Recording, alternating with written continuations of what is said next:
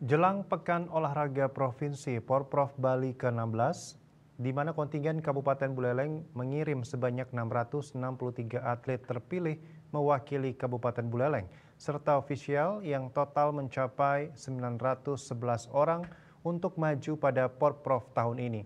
Raihan emas dan sebagai juara umum jelas menjadi target utama.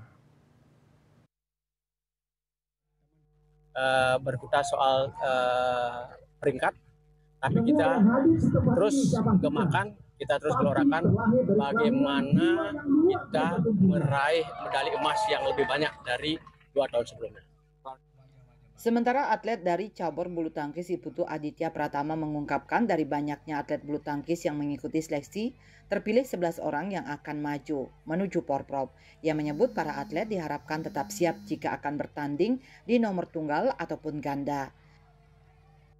Kalau saya sih dominan main ganda ya, karena lebih enak ya kan cepat partnernya. Harapannya? Astungkare kami bisa meraih terbaik untuk Buleleng.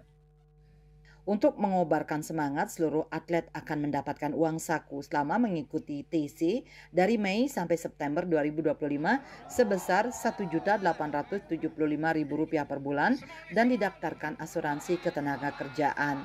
Yasri Yuli, Bali TV.